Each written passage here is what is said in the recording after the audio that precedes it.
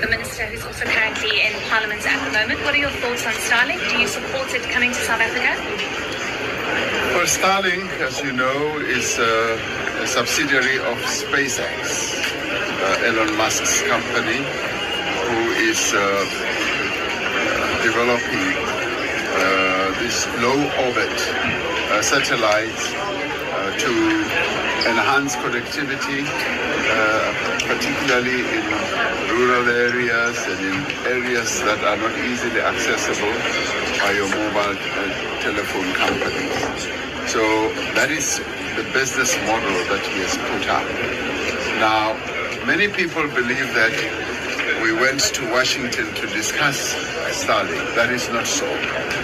The issue of Starlink never even came up in the discussions that we had in the White House with President Trump